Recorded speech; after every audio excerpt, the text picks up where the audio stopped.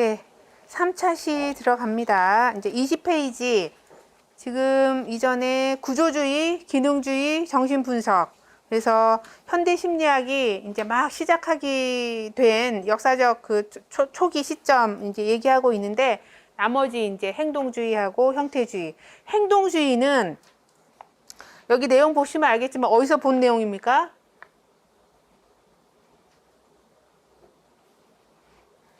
여기 파블로브하고 스키너 뭐 이런 게 보면 아는 용어 나왔죠.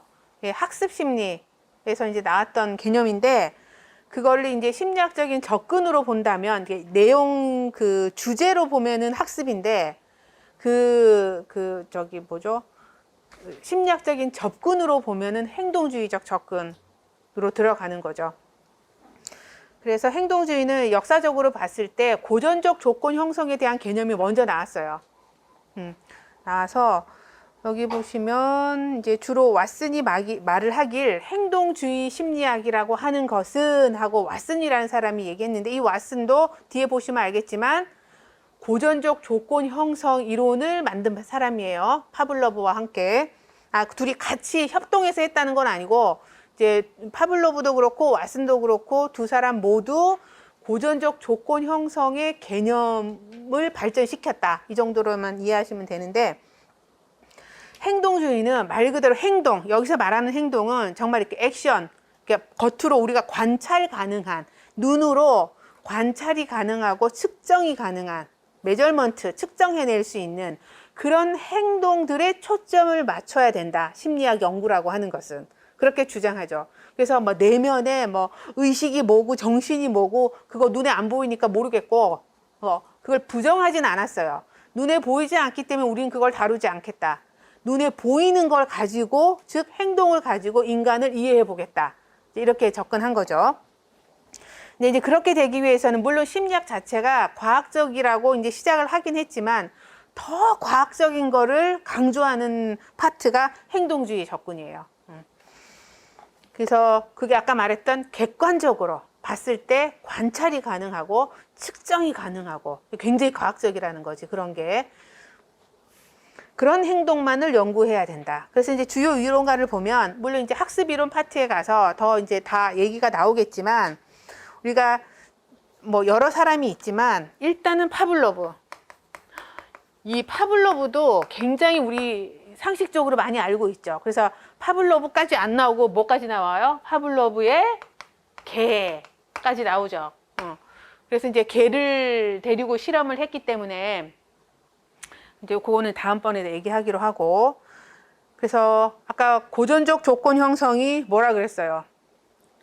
무조건 자극과 조건 자극의 연합의 원리다. 그래서 이제 파블로브가 이제 개의 그 침 흘리는 거, 그러니까 음식을 딱 제공했을 때 이게 무조건 자극인데, 뭐에 대한 무조건 자극? 침을 질질 흘리는. 그래서 음식을 보면 침을 흘린다. 여기 이제 무조건 자극과 무조건 반응인데, 여기다가 소위 아까 말한 종소리 같은 거를 중립자극인데, 이 음식하고 같이 연합을 시켜서 계속 반복적으로 주면 어쨌든 계속 침은 흘리게 돼 있죠. 근데 이때 침을 흘리게 만드는 무조건 자극인 음식을 빼고 종소리만 들려줘도 침을 흘리더라. 그거예요. 그래서 우리가 많은 것들을 학습을 하는 게 그 고전적 조건 형성에, 그래서 뭔가 무조건적인 자극이 있는데 우연치 않게 그 무조건 자극과 연결돼 버린 중립 자극들이 나중에 알게 모르게 우리에게 영향을 줘서 별거 아닌, 남들은 전혀 슬퍼하지 않는 음악을 들으면서 나 혼자 슬퍼한다거나, 남들은 전혀 맛있어하지 않는 음식을 먹으면서 나 혼자 막 행복해하거나, 아니면 절대 그 음식을 못 먹는다거나, 이런 일이 생기는 것도 다 고전적 조건 형성 때문인 거죠. 근데 이제 파블로브는 동물을 대상으로 한 거고요. 요걸 인간에게다 적용한 사람이 왓슨입니다. 지금 같으면, 오늘날 같으면 굉장히 비인권적인, 반인권적인, 그래서 결코 할 수 없는 실험들을 했어요, 왓슨이. 근데 어쨌든 결과는 굉장히 놀라운 그 새로운 개념을 만들어내긴 했죠. 아이러니하게도. 자, 그리고 또 하나 이제 중요하게 등장하는 인물이 손다이크. 손다이크는 개념이 시행착오를 통한 효과의 법칙. 이건 딴 거 아니고 뭔가 이제 트라이 앤 에러를 통해서, 말 그대로 이제 시행착오죠. 그걸 통해서 내가 어떤 행동을 했는데 그 결과가 좋으면 계속 그 행동을 하고, 어떤 행동을 했는데 결과가 나빠, 그러면 그 행동을 안 하게 되는, 그게 효과의 법칙이에요. 그 개념을 근간으로 해서 다음에 나오는 스키너가 조작적 조건 형성이라고 하는 개념을 더 이렇게 일구었죠. 발전을 시켰죠. 그래서 좋으면 하고 결과가 싫으면 안 하고, 그래서 이때 내가 뭘 했는데 좋은 게 오잖아요. 그러면 그 좋은 게 오면 그 다음에도 그 좋은 거를 기대하면서 했던 거를 계속 할 수 있죠. 그래서 이때 주어지는 좋은 게 소위 말해서 강화라고 하는 겁니다. 강화. 이 개념도 나중에 중요하게 얘기가 될 겁니다. 그래서 연합, 강화와 처벌, 행동 수정, 요게 이제 행동주의 접근에서 얘기하는 중요한 핵심 개념들이에요. 이건 다음에 더 자세하게 할게요. 그리고 이제 마지막으로 나오는 역사적인 흐름 속에서 이제 형태주의. 그래서 여기 영어라고 말하기는 좀 그렇지만 외국어를 보시면 뭐라고 돼 있습니까? 게슈탈트 사이콜러지라고 돼 있어요. 그래서 게슈탈트가 뭐냐? 이거 영어가 아니고 독일어예요. 독일어 게슈탈트는 형태라는 뜻을 갖고 있어요. 그리고 이거는 기능주의와 마찬가지로 역시 구조주의에 반대하는 입장을 제시하고 있어요. 의식을 그렇게 쪼갤 수 없다. 의식은 하나로 통합이 될 때 그것이 실제로 뭔가 이제 그 기능을 하는 거다. 그래서 약간 그런 면에서 보면 기능주의하고 비슷한데, 기능주의에서는 말 그대로 왜 때문에 그 행동을 하는가, 그 행동을 하는 목적이 뭔가, 이거에 초점을 맞췄다면, 여기서는 여기 나와 있는 것처럼 그냥 통합하는 게 중요하다. 쪼갤 수 없고 그냥 통합이 중요하다. 그리고 이 통합했을 때 시너지가 훨씬 많이 난다. 그래서 중요한 그 전제가, 명제가 1 플러스 1은 2가 아닌 거예요. 그래서 전체는 부분을 합한 것보다 훨씬 크다. 그래서 단순 수리적 공식이 적용이 안 되는 거예요. 인간 마음과 관련해서는. 그래서 우리가 아닌 말로 아까 말한 것처럼 머리 기능 따로, 뭐 어깨, 팔, 뭐 부분 기능이 그렇게만 있다고 할 수 있죠. 뭐 각각 기능이 있겠죠. 팔의 기능, 머리의 기능 있는데 요게 같이 합체가 됐을 때, 전체로 통합해서 기능을 할 때는 더 엄청난 것들을 할 수 있죠. 머리와 팔이 같이 작동해서 뭔가를 하거나, 몸통과 팔, 뭐 이게 사지가 같이 뭘 해서 거기다가 머리도 같이 얹어져서 뭘 하면 또 굉장한 것들을 해낼 수가 있죠. 그런 의미에서 단지 부분이 갖고 있는 기능에 국한되지 않고 이것이 온전하게 통합이 되었을 때 훨씬 더 많은 기능들을 할 수가 있는 거죠. 그래서 의식이라고 하는 것도 어쨌든 쪼개서, 이게 작동 자체를 쪼개서는 할 수가 없어. 다 연결은 되어 있고, 그리고 그 연결되었을 경우에는 그 쪼갰을 때 그 고유한 기능보다 훨씬 많은 것들을 할 수 있다. 그래서 이거를 형태 심리학, 형태주의 심리학, 형태 심리학을 게슈탈트 심리학이라고 그냥 이렇게 얘기하기도 하고, 그 다음에 이게 결국은 어디서 이제 그 베르트 하이머가 대표적인 사람이에요. 이것도 선지로 문제 나왔어, 베르트 하이머. 형태심리, 지각심리의 아버지죠, 베르트 하이머는.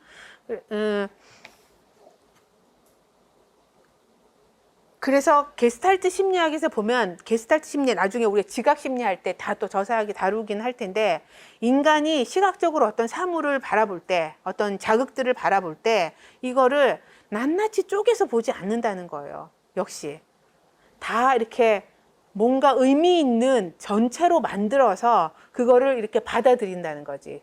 근데 이제 그 받아들일 때 주관성이 이제 많이 반영되긴 하지만, 그리고 실제로 주관적으로 개개인마다 다르게 반응하는 것도 있을 수 있지만 보편적으로 인간들은 그렇게 분리해서 바라보지 않고 이렇게 어떤 의미로든 이렇게 덩어리 이렇게 만들어서 받아들이는 경향이 있다. 시지각적으로. 그 얘기를 하는 거죠.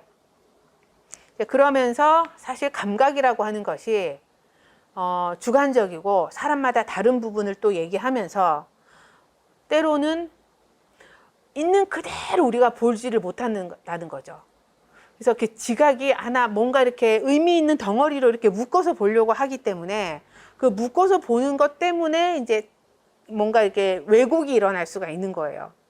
사람마다. 그리고 그게 더 심각해지면 착각이라는 게 일어날 수도 있다고요. 그래서 우리가 내가 그걸 봤어. 내가 그걸 들었어. 그러니까 그건 정말 사실이야. 팩트야. 이렇게 얘기하는데 그 감각적으로 우리가 듣는 거에서 그것만 하는 게 아니고 거기다가 우리가 지각을 하거든요. 그러니까 의미 부여를 한다고요. 그러니까 나름 해석을 해. 이거는 뭔데? 이거는 뭔데? 이 소리는 뭐고? 뭐 이 느낌은 뭐고? 이러면서 굉장히 찰나적으로 순간적으로 그거를 이게 의미 부여를 하거든요. 그러니까 그 의미 부여는 사람마다 굉장히 달라서 지금까지 살아온 경험, 갖고 태어나는 어떤 측면, 뭐 다방면적으로 다 영향을 끼치기 때문에 본 거, 들은 거, 뭐 이렇게 맛본 거, 뭐 오감 모두가 있는 그대로 객관적으로 우리가 이해하지를 못해요. 그래서 다 왜곡이 어느 정도는 조금씩은 있다. 그게 착각이라고 하는 형태로 나타날 수도 있고. 그래요. 그래서 지각 경험을 다시 끄집어내는 데 있어서 이거는 뭐야? 나는 뭘 경험했어? 라고 끄집어낼 때 뭐 마음이 수행하는 적극적 역할을 강조를 한다. 그러니까 기계적으로 들어간 대로 그대로 나오는 게 아니라 우리 인간의 마음을 한번 거치면 이상한 모양으로 나온다고. 똑같은 게 들어가도. 그 얘기고요. 그래서 객관적 현실과 다르게 주관적 경험을 하게 되는, 그래서 이게 이제 지각뿐만 아니라 더 나아가서 이제 인지적으로 뭔가를 이렇게 기억하거나 회상하거나 이럴 때 전혀 엉뚱한 게 나올 수도 있어요. 사람마다 똑같은 걸 봤는데 너 뭐 봤는지 목격자로서 진술 좀 해봐. 이랬을 때 너무 다른 얘기를 할 수도 있다고. 자, 그 정도 얘기하고요. 자, 그러면서 이제 오늘날 가장 이제 현대적으로 그러니까 최신 심리학이라고 하는 게 낫겠다. 최신 심리학의 5대 관점을 보면 이제 지금 역사적으로 쭉 이어왔던 것들이 이제 어떤 발전들이 계속 이루어지면서 적어도 요 5가지 플러스 이제 기타 관점들, 이런 것이 많이 이제 반영이 되고 있어요, 오늘날. 그래서 무엇보다도 이 생물학적 관점이, 그러니까 인간 심리 이해를 하는 데 있어서 그 이전까지는, 과거에는 그렇게 생물학적인 걸 많이 강조하지는 않았어. 근데 계속 과학이 정말 상상을 초월할 정도로 과학이 발달하고 있잖아요. 그래서 우리가 보통 사람들은 뭐가 뭔지도 모르고 전혀 알 수 없는 그 미지의 세계인데, 그 미지의 세계가 점점 이렇게 뭐죠? 이렇게 파악이 되고 있거든요. 그러니까 아닌 말로 우리가 뇌 연구도 사실 한지 얼마 안 됐거든요. 그러니까 20세기 중반도 아니야, 후반. 그때 이제 뭐 뇌 연구가 되기 시작했는데, 그래서 여러분 게놈, 지놈 뭐 이런 얘기 들어봤죠? 유전자 지도. 그게 제가 80년대, 90년대 막 그 얘기가 있었거든요. 근데 지금은 지도뿐만 아니라 그 각각의 지도에서 그 영역이 어떤 기능을 하는지도 엄청 지금 밝혀지고 있는 거라서 아직도 멀었긴 하지만 그래도 지금 한 수십 년 짧은 기간 동안 엄청난 정보들이 이제 확인이 되고 있는 거예요. 그러다 보니까 인간의 그 행동에 영향을 주는 중요한 요소로서 그냥 환경적인 요인을 주로 많이 얘기했거든. 물론 프로이드가 뭐 갖고 태어나는 본능 뭐 이런 얘기 하긴 했지만 그거는 굉장히 좀 추상적이고 그냥 전제하는 거지만 그거를 이렇게 검증해서 정말 이거야 라고 경험적으로 딱 증거를 내보이는 거는 아니었거든요. 그냥 가설일 뿐이었지. 근데 지금 이거 보면은 정말 이 세포가, 이 유전자가 뭐 요 요소들이 이렇게 요만큼 어떻게 이렇게 해서 나오느냐에 따라서 행동이 너무 달라지거든. 그래서 멀쩡한 사람도 뭐 약간 호르몬에 조금만 이상이 있으니까 막 사람이 막 이상해지고 막 너무 슬퍼하다가 너무 기뻐하다가 막 이러는 것도 이 신경학적인 부분이 너무 많이 이제 작동을 한다는 걸 또 알게 되어서 아까 계속 얘기했지만 그래서 생물학적인 관점이 굉장히 중요해요. 저 1번에 항상 나와. 그래서 앞으로 더 그럴 수도 있어요. 그래서 아닌 말로 예전에는 그러니까 도둑질, 그러니까는 도둑, 그러니까 범죄, 그러니까 나쁜 행동을 하는 것과 관련해서는 몇십 년 전까지만 해도 아이고 본데가 없어서 잘못 보고 자라서 뭐 아니면 그런 경험을 하도 많이 받아서 뭐 상처를 많이 받아서 그런 식으로 주로 주구장창 얘기했거든요. 근데 요즘은 슬슬 뭐예요? 도벽을 하는 유전자가 있다 뭐 이런 식으로 나와요. 그래서 이제 그런 유전자가 있는 와중에 환경이 안 좋으면 그 유전자가 꽃을 확 피우는 거다. 이런 식으로 얘기를 하는 거거든요. 그래서 뭐 이제 CT나 PT나 뭐 MRI, fMRI 여러 가지 이제 뇌 상태를 알아봐주는 그런 그래서 우리 텔레비전에 이런 데 보면은 뇌 영상 촬영한 거 나오잖아요. 스캔처럼 이렇게 이제 스치고 지나가면 도면이 막 뇌 단면들이 막 뜨면서 아, 요 부위가 색깔이 어떻고 혈류가 이렇게 되고 뭐가 막혀 있고 막 이러면서 얘기하잖아요. 그런 뇌의 상태에 따라서 행동이 막 달라지는 게 정말 확인이 되고 있어서 이제는 그 환경적인 측면, 정말 순수 심리학적인 측면보다는 의학적인 측면이 인간의 행동을 설명하는 게 대부분이 되지 않을까 하는 그런 예측들을 많이 하고 있어요. 그래서 생물학적인 접근의 그 비중이 점점 더 높아지고 있어. 자, 그렇지만 그럼에도 불구하고 이제 기존까지 쭉 얘기했던 환경적인 어떤 자극에 의해서 경험에 의해서 이제 영향받는 부분도 여전히 만만치 않고요. 그래서 이제 행동주의 관점이라고 볼 수 있겠죠. 그래서 학습이라고 하는 거, 그러니까 행동주의 관점에서는 주로 아까 말한 것 의식, 정신 과정 이런 거는 접근을 안 해요. 안 하고 그 주변의 물리적인 환경, 뭐 여러 가지 상황적인 맥락 이제 이런 거나 아니면은 그 어떤 행동을 하는 데서 어떤 외부적인 자극, 강화 내지는 처벌 이런 것이 작동을 해서 이 사람이 이렇게 행동을 하게 됐나 저렇게 행동을 하게 됐나 그러니까 외부적인 요소들에 의해서 어떤 요소들에 의해서 그런 연구들을 주로 많이 하고요.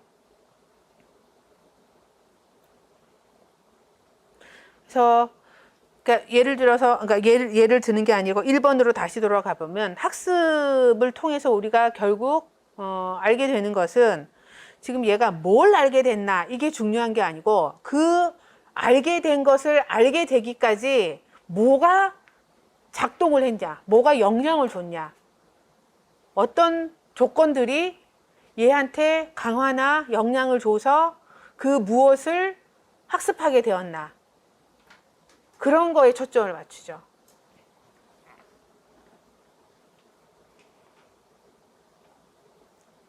아까 말한 계속 조건 형성, 조건화, 어떻게 조건화가 됐나 그것이 학습이 되도록 그거에 초점을 맞추는 거고요.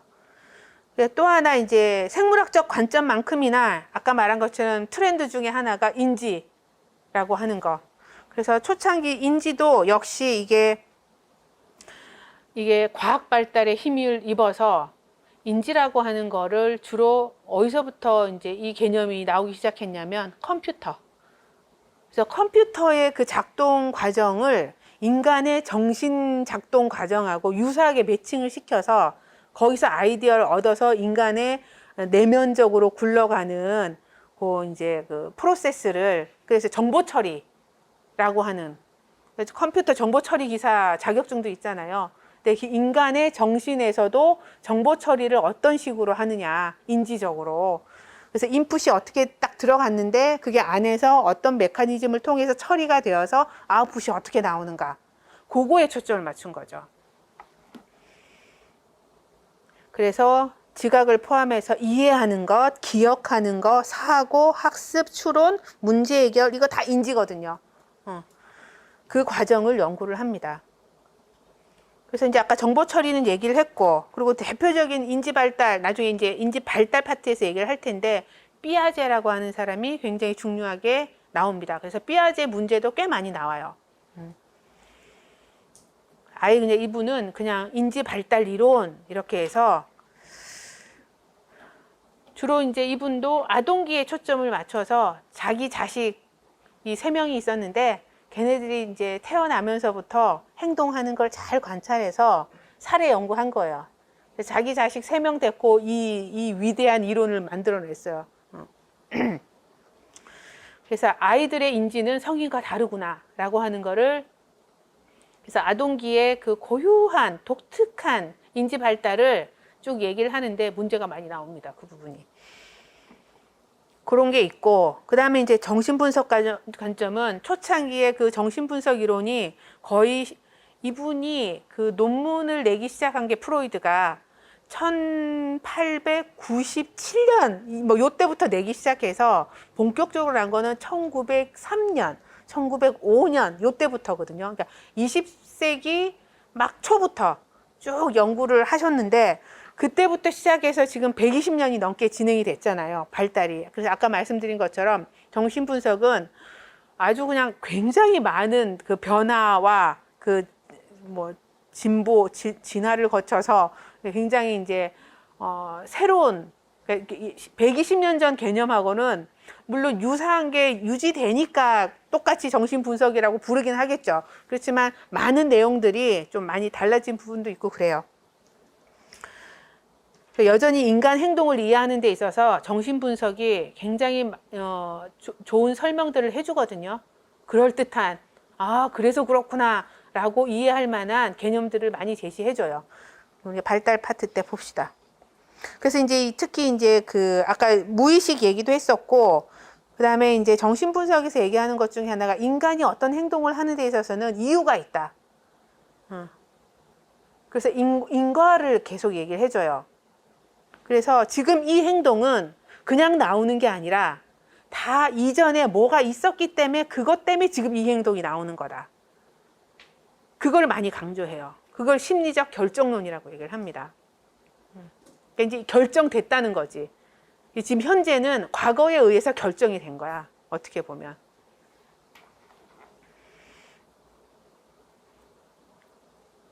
주요 개념으로서는 지형학적 모델, 정신의 구조 모델 이렇게 있는데 의식, 전의식, 무의식 이렇게 구분을 하고요. 지형학적 모델은 말 그대로 이제 땅의 지세인데 여기서 말하는 지형은 프로이드는 어디에 비유했냐면 빙산에다 비유했어요. 빙산. 아마 이 개념들 있으실 거야.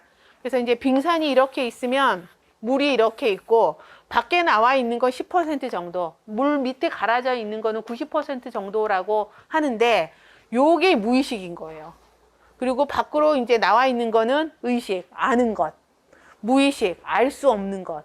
근데 이 알 수 없는 것 때문에 우리가 보이는 행동들이 엄청나게 영향을 받는다는 거지. 그리고 요 사이에 살짝 이렇게 무의식인데 조금만 내가 애를 쓰면 금방 의식으로 올라올 수 있는 거. 그게 전의식. 그래서 의식, 전의식, 무의식. 그래서 지형학적으로는 그렇게 구분이 되고, 그 다음에 한편으로 정신의 구조는 어떻게 되느냐. 구조. 정신은 뭘로 만들어져 있는가. 그랬을 때 우리 너무 많이 들어본 원초와 자아, 초자로 구성되어 있다. 여기 나와 있는 것처럼. 그래서 이 세 가지 구성 요소가 이 의식, 전의식, 무의식에 걸쳐 있으면서 막 서로 이제 갈등을 일으키고 이제 그 균형이나 조화를 이루지 못하게 되면 그때 이제 문제가 생기는 거지.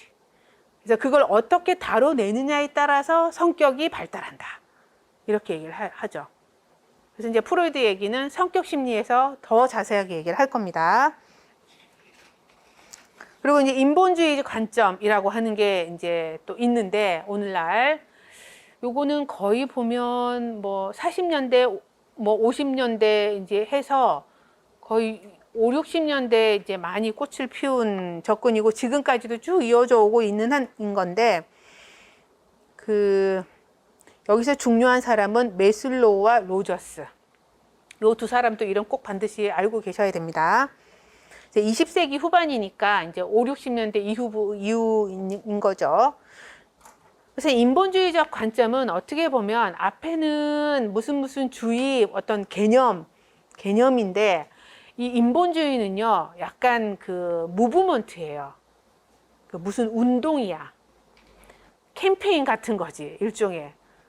인간성 회복합시다 뭐 이런 운동인 거죠. 그 전까지는 인간은 막 이렇게 환경에 의해서 휘둘리는 존재고 무의식에 의해서 휘둘리고 그래서 다 좀 보면 인간이 굉장히 이렇게 밑으로 이렇게 떨어뜨려 놓은 그런 관점들이에요. 그렇잖아요. 인간이 아까 이제 중세 이후, 그러니까 근대 직전까지만 해도 인간은 만물의 영장이고 그냥 거의 신을 대리하는 존재인데, 그리고 굉장히 합리적이고 이성적인 존재라고만 생각을 했는데, 막 무의식 개념 들고 나오면서 막 본능적인 충동에 의해서 막 휘둘리는 존재고, 그 다음에 또 이제 행동주의 관점은 뭐예요? 아무것도 없이 태어나서 환경에 주어지는 대로 수동적으로 그냥 반응을 보이는 존재. 뭐 이러니까 굉장히 이제 밑으로 인간의 그 수준이 떨어진 거지. 근데 이것이 인본주의 관점이 나오면서 다시 이렇게 상승되는 인간의 그 수준이 뭐냐면, 인간은 그러니까 갖고 태어나는 게 있는 거예요. 잠재 능력이라고 하는 거. 그래서 창조성이며 자기 실현이며 뭐 정말 긍정적인 인간의 측면 있잖아요. 선한 인간의 좋은 면들. 그런 게 있어서 그거를 이제 꽃피우려는 그 경향성을 갖고 태어나서 그걸 향해서 끊임없이 이제 나아가는 존재. 그래서 굉장히 좋게 인간의 좋은 점들을 얘기하죠. 그래서 인간은 그런 존재다. 그래서 그걸 일종의 약간 르네상스 운동 비스무리하게 이제 사람들의 인식에, 인간은 좀 괜찮은 존재야. 나의 꿈을 실현하고 잠재력을 발휘하고 그럴 수 있어. 라고 하는 힘을 북돋주는 그런 접근 중에 하나죠. 그래서 무브먼트라고 얘기를 하는 겁니다. 그냥 심리학적인 뭐 교조나 이런 것이 아니라. 그래서 객관적 관찰, 분석, 이거보다는 그거 다 정신분석하고 행동주의 관점에서 했던 건데, 보다는 개인의 개성이나 창조성, 자기개발, 하여간 막 그런 것들을 강조를 하죠. 그래서 상담 장면에서는 요렇게 뭐 얘기가 명칭이 변경됐다고 하는데, 이거는 무슨 말이냐면, 그러니까 이렇게 인간은 선한 존재고 자기만의 자기 실현하고자 하는 잠재 능력이 있고 그냥 이렇게 잘 받쳐만 주면은 그 루소의 자연주의 그런 것처럼 이렇게 잘 펼쳐 나갈 수 있는데, 자기 좋은 본성에 따라서. 근데 환경에서 자꾸 사람들이 너 이래야 돼, 너 저래야 돼, 그럼 큰일 나, 뭐 이러면서 자꾸 이렇게 이상한 가치 판단을 하는 바람에 자꾸 꼬꾸라진다는 얘기거든요. 그래서 인간이 인간을 만날 때 정말 이렇게 딱 통제하거나 너 이렇게 저렇게 해 라고 하지 않는 상담을 해야 된다. 그래서 비지시적인 상담인 거예요. 디렉트를 막 주는 게 아니라, 그 전에 행동주의적 치료나 정신분석적 치료는 다 상담자가 망고땡이야. 아주 그냥 능력 있는 사람이어서, 그리고 이제 환자들은 힘없는 사람이어서 이제 전문가가 너 이렇게 바꿔야 돼, 너 이거 해야 돼, 그래야 너 나아, 이런 식의 접근이었다면, 인본주의가 딱 등장하면서 그게 아닌 거예요. 너와 나는 동등, 막 이러면서 이제 굉장히 내담자 중심적으로 가는 거죠. 그래서 일단 지시하거나 간섭, 이렇게 통제하거나 이런 걸 하지 않고, 그래서 지시하지 않는 상담을 한다로 시작을 했는데, 사실 지시를 한다 안 한다도 주체가 누구예요? 상담자거든. 이것도 아니야. 내담자한테 돌려줘, 주체를. 그래서 이름이 내담자 중심 상담 이렇게 바뀌었고, 근데 내담자라는 말도, 이거는 내담자라는 어떤 한계를 지어준 거잖아. 다 이렇게 그냥 잠재력이 있는, 자기 실현할 수 있는 인간인데. 그러다 보니까 이게 다시 그냥 인간 중심 상담, 이렇게 명칭이 점점 더 이렇게 좀 긍정적으로 바뀌게 됐다, 그 얘기고요. 그래서 이제 요렇게 5가지만 주로 얘기하는 교재들이 많이 있고요. 근데 이제 여기서 보면은 기타, 최근에 이제 더 많이 나오는 게, 물론 최근이 아주 최근, 뭐 2010년대, 뭐 이런 그런 최근이 아니라, 적어도 인본주의가 아까 말한 것처럼 뭐 언제였어요? 50년대, 60년대였잖아. 인지만 해도 컴퓨터가 막 나오기 시작한 데니까 70년대, 막 요때거든요. 근데 그거보다는 조금, 비슷하거나 아니면 조금 더 후에 이렇게 나오는 것들인데, 사실 진화론은 아까 얘기 잠깐 들어봤을 때 기능주의에 영향을 줄 정도로 굉장히 다윈이라고 하는 사람이 옛날 사람이잖아요. 근데 왜 이게 최신 관점이 되나? 이런데, 그거는 그야말로 다윈은 진화론인 거고, 이거를 심리학에 접목을 해서 아예 별도의 진화 심리학이라고 하는 거가 얘기가 된 거예요. 그런 영역이 생긴 거예요. 지금 적어도 앞에 나왔던 거보다는 뒤에, 아니면 그 마지막과 비슷하게. 그래서 진화 심리학, 뭐 이기적 유전자 이런 거 들어보셨죠? 근데 그 이기적 유전자도 그 용어가 잘못 설정됐다고 얘기를, 착각을 불러일으키는 그런 용어라고 하긴 하던데, 저도 이제 진화론 자체에 대한 진화 심리학은 좀 아직까지 제가 충분히 공부를 안 해봐서 아주 표면적인 것만 알고 있긴 한데, 어쨌든 그래서 그냥 그 진화론 그 자체가 아니라 심리학적으로 진화론의 그 개념을 가져다가 심리학의 한 영역으로 만드는 거, 요게 한 70년대, 80년대예요. 이것도. 그리고 더군다나 우리나라 같은 경우에는 더 2000년대 넘어서 이렇게 이제 약간 대중적으로 알려지기도 하고, 학술적으로도 그렇고. 이제 그런 진화 심리학적인 관점이 많이 반영이 되고 있고요. 인간 이해하는 데 있어서. 그리고 또 하나가 사회문화적인 관점이에요. 그래서 이거는 사회문화적 관점, 이것도 어떻게 보면 기존의 정신분석이든 뭐 구조주의, 기능주의, 뭐 나머지 생물학, 뭐 다른 관점들은 뭐냐면은 다 그냥 유기체 하나, 그 대상, 그 인간, 아니면 그 인간을 둘러싼 가장 그 좁은 의미의 뭐 중요한 그 가족이나 뭐 아주 주변에 가까운 사람들이 주는 영향, 이거에 주로 초점을 맞췄거든요. 이제 그게 아니라 굉장히 더 포괄적인 영역으로 넘어가서 지금 이 사회에서는 이런 행동인데 이게 다른 문화권에서는, 그러니까 예전에는 그냥 내가 살고 있는 데가 다잖아요. 그래서 워낙 그 서양 심리학이라고 하는 게 말 그대로 서양이어서, 그 서양도 어디예요?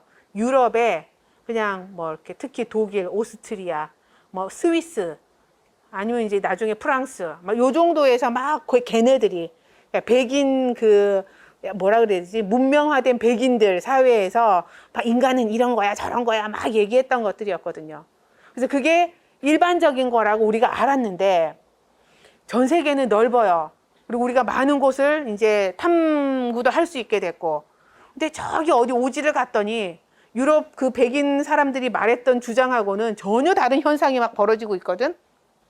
아시아로만 와도 마찬가지고. 그래서 이거를 계속 이제 교차 비교하면서 왜 그럴까? 뭐가 작동해서 여기서는 이랬는데 저기서는 저럴까? 막 이런 연구하는 거가 이제 사회문화적 관점. 그래서 어떤 법칙들이, 심리적인 법칙들이 모든 이 지구상의 모든 인간에게 다 적용되는 건가? 아니면 특정 지역에 특정 사람들에게만 적용되는 건가? 이제 이런 걸 좀 연구하는 거죠. 이렇게. 그리고 아까 더불어서 이렇게 아주 그 주변에 요 영향력뿐만 아니라 굉장히 우리가 알게 모르게 인간에게 영향을 주는 요소들은 단순하게 그냥 우리 엄마 아빠, 우리 동네 분위기 이것만 있는 건 아니고 굉장히 거시적으로 시간 차원적으로 봤을 때 영향을 엄청나게 받고 있는 부분이 있거든요. 그래서 그 부분들까지도 미처 우리가 생각하지 못했던 영향 요소들이 있는 거를 그것도 더 거시적으로 이제 연구를 하게 됐다는 거죠. 그게 이제 사회문화적 관점입니다. 그래서 이제 요 기타 관점을 빼고 앞에 이제 5가지 관점들을 이제 이렇게 정리를 해 봤는데, 비교를 해봤는데 이제 생물학적 관점, 개념적으로 우리가 어디에 포커싱을 맞추고 있나 이 이론에 있어서 보면 생물학적 관점은 어쨌든 인간의 행동과 정신 과정과 이런 데 있어서 그 근원으로서 생물학적인 거에 이제 초점을 둔 거고, 이때 인간은 인간관이라고 하는 거는 주로 이제 성선이냐 선악이냐 이런 개념으로 좀 놓고 봤을 때, 그러니까 생물학적 관점이나 행동주의적 관점, 인지적 관점은 다 그냥 이도 아니고 저도 아니에요. 그냥 존재일 뿐이야. 그런데 정신 분석에서는 인간의 기본 인간관이 부정적이에요. 왜? 물론 나중에 얘기가 되겠지만 그 본능 있잖아요. 그 본능이 별로 바람직하지 않은 본능이거든, 사회적으로 봤을 때. 그러니까 성적인 거 아니면 굉장히 파괴적인 거, 그런 본능을 갖고 태어났다는 거죠. 그래서 이제 부정적으로 보는 거고, 아까 이제 인간 중심, 인본주의는 뭐였어요? 아까 선하게 인간이 좋은 거 많이 갖고 있다 이 얘기니까 약간 성선설에 가까운 그런 거고, 개념적 초점으로 다시 돌아가서 생물학적 관점은 그렇고, 행동주의적 관점은 초점이 행동인데 어떤 행동? 관찰 가능한 행동. 그래서 측정도 할 수 있는 행동. 아주 구체적 행동. 그런 거고, 인지적 관점은 말 그대로 인지적인 측면.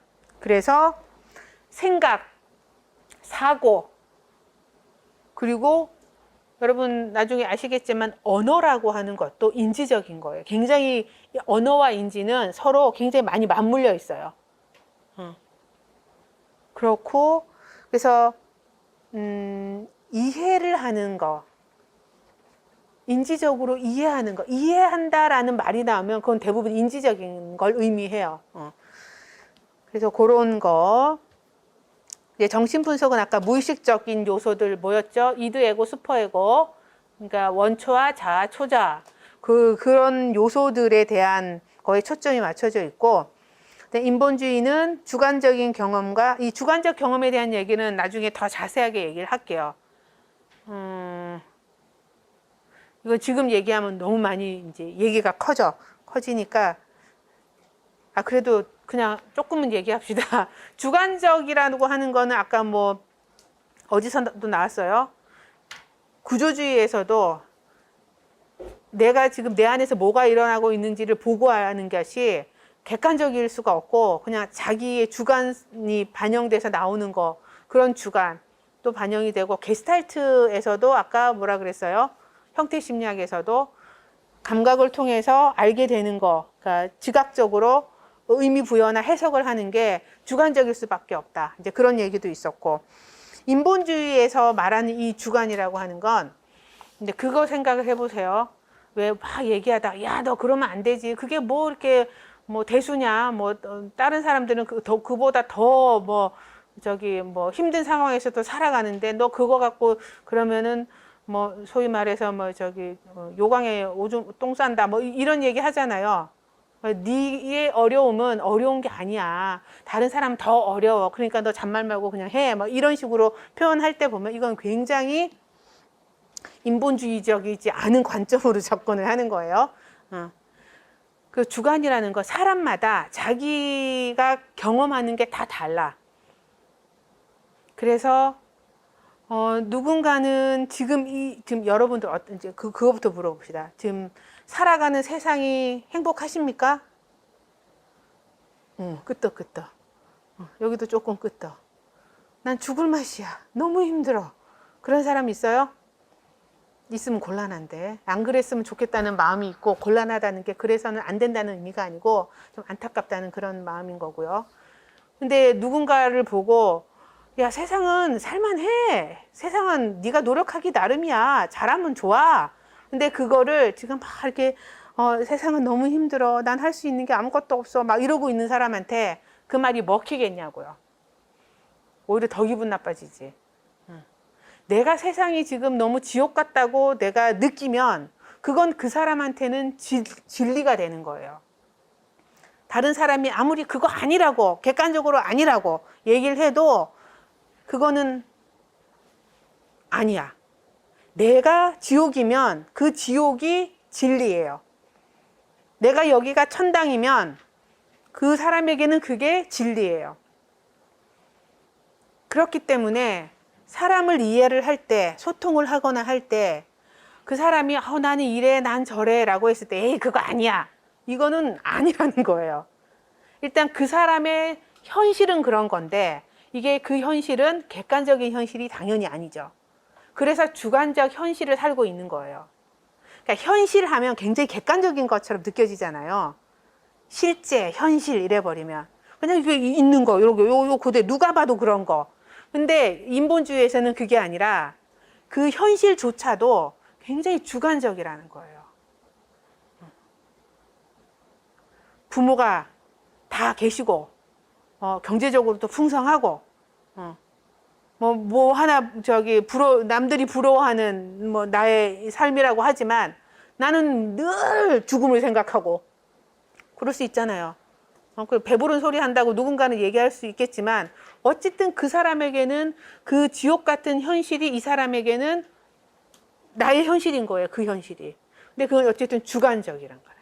그래서 이게 나중에 상담으로 적용이 되면은 상담자가 나는 죽고 싶어요. 내지는 이 지옥이에요. 라고 말을 할 때 그렇게 느끼지 마세요. 라고 상담자는 말하면 안 되는 거예요.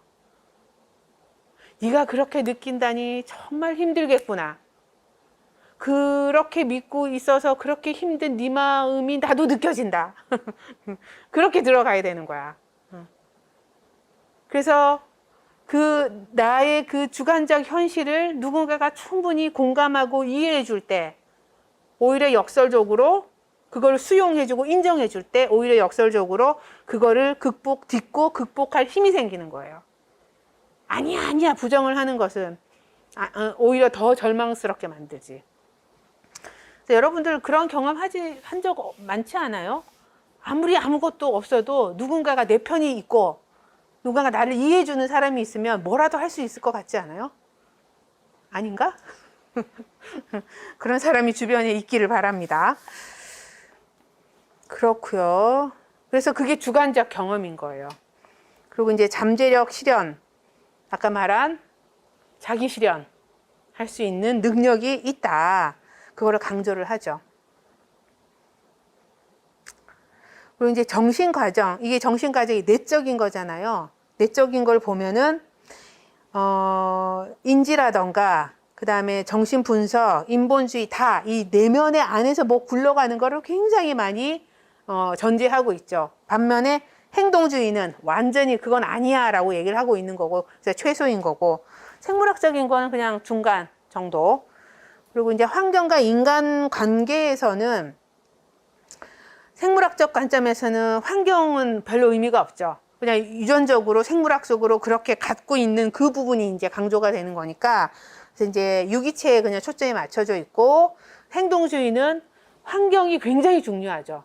근데 인간은 그거에 대한 그냥 반응을 하는 존재처럼만 얘기하고 어떤 환경이 주어지느냐가 굉장히 중요하기 때문에 이제 환경이 더 많이 강조가 되고요. 인지는 이거는 상호작용적이에요. 그래서 어떤 부분 갖고 태어나는 거 있는데 그게 환경에서 어떻게 만나느냐에 따라서 또 인지가 달라지고 또 달라진 인지에 따라서 환경을 또 이제 뭐 반응을 할 수 있고 그러면은 그 반응에 대해서 환경이 또 이제 또 이렇게 왔다 갔다 하면서 반반 정도라고 보시면 되고 나머지 또 이제 정신분석 인본주의는 환경보다는 인간 그 자체를 막 초점을 맞춰서 보기 때문에 이렇게 이제 정리가 되겠습니다. 일단 네 여기까지 일단 말씀드리고 시간이 애매하긴 하지만 잠깐 여기서 좀 잘라야 되겠네. 자릅시다. 좀만 쉬었다가 이제 연구 방법, 중요한 연구 방법을 하는데 요거는 아마 요번 마지막 4차 시에 다 하지 못할 것 같아요. 그래서 이제 아마 다음 주로 넘어가야 될 것 같습니다. 네, 조금만 쉬어요.